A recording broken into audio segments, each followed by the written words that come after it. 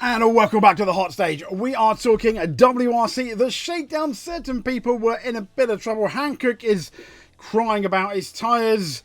And yeah, let's talk the shakedown.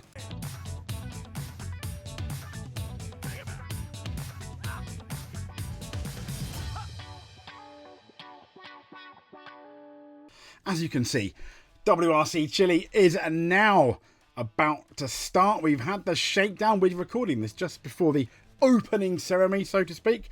So it's at 9:47 here in the UK. At the time of recording this, I'm very excited. It looks amazing. I've seen the shakedown, and it looks so pretty. I mean, this is just some of the scenery we have. Look at that. It's like postcard shots or what? I mean, look at this. What a stage. What an absolute belter. And here we have again. This looks amazing. A lot of people were really happy with Paraguay. I liked it. Maybe a bit too many two straights for me, but this potentially even more of a chef's kiss. Proof of the pudding, as they say, is in the eating. And boy, did Tanak have his Weetabix in terms of the eating. He was fastest in the shakedown, but by just 0.1. Calliope Perez second. 0.3, it was close. Elvin Evans in third. And then we start to open it up a bit. You know, Sebastian OJ, 1.4 down. Oh dear. It's nothing, isn't it? I mean, any of those top five, even if you added Adrian Formo, 1.6. And then we had Sam Piari, 2.7 down. Takamoto Katsuta, 3.8 down. Josh McLean faster than his teammate Monster, 6.6 to Monster's 8.3. Neuville, 9.9. Heller, 11, and Grayson, 13.6. But the interesting one is Terry Neuville.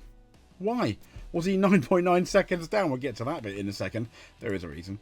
And then in the WRC2 shakedown, Nicola Grayson, he did a 3:35.1. My apologies. Did they say what? Yeah. Tanak did a 3:21.5. My apologies. So a 3:35.1 for Grayson. Second was Jorge Martinez.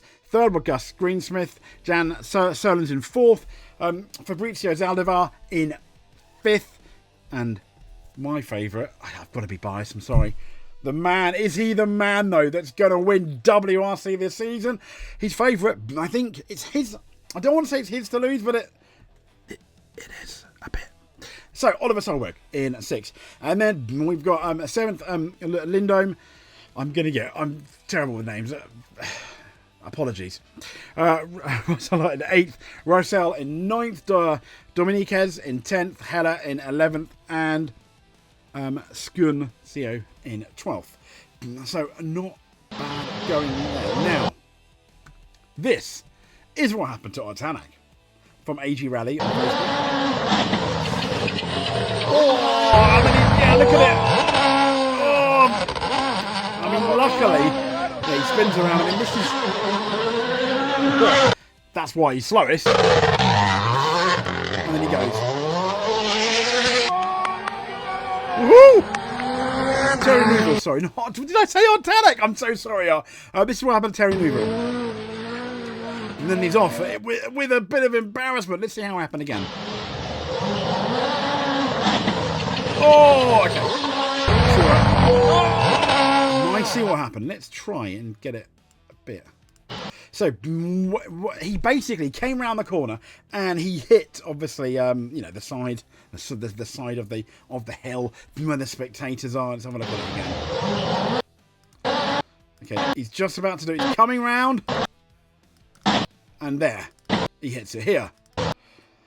And there he goes. You can actually hear the time he hits it. Listen. There. And that basically sends him. So he just miscalculated. He just miscalculated the turn. Too much drift for Neuville. There we go. Is that? No, it's not going to show. But one more time. Luckily, it's a shakedown. Luckily, it is the shakedown. I imagine a tiny bit of damage potentially was done, but still. Now this is interesting.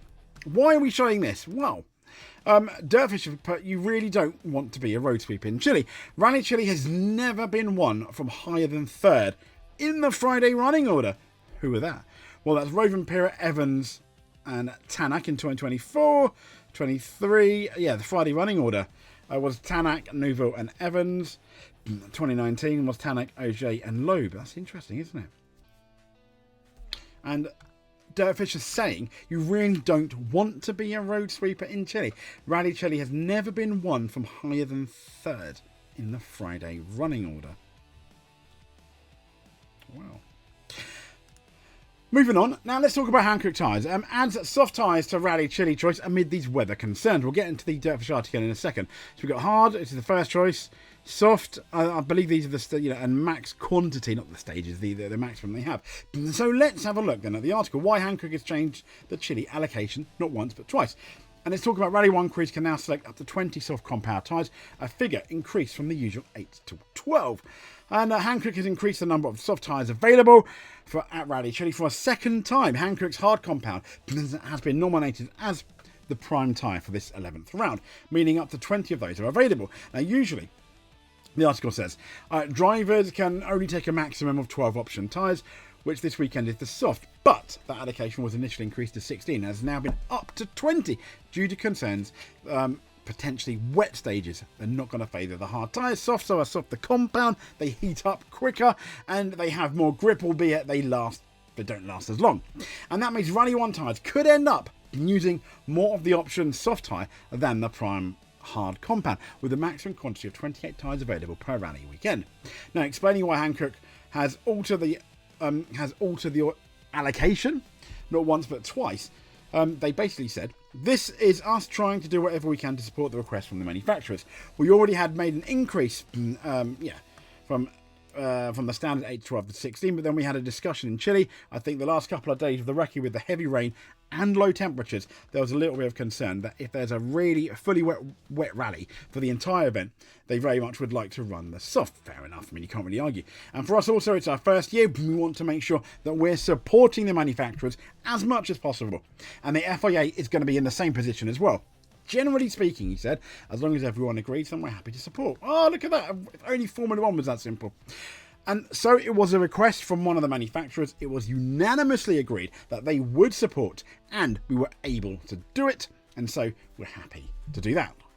Asked specifically what drove to the decision, though, he said, I think it's a combination of the potential for rain and the temperatures, pretty much like we were saying. So, and he's talking about the soft tyre does operate a wider operating window than what might have been originally expected. Whenever possible, the teams are opting to run softs as much as they can. Thank you and a good night. We've already spoken about the scenery. Let's talk about the 200th WRC start for a Seb Ogier, the legend. I mean, yeah, one of the greats. He's up there for many people in the top 5 or the top 10s. Top 3s for some, maybe the top 1 for some. Maybe one day we'll see. But anyway, that's pretty much it via the Shakedown. We'll speak to you soon. Thank you very much. Stay safe.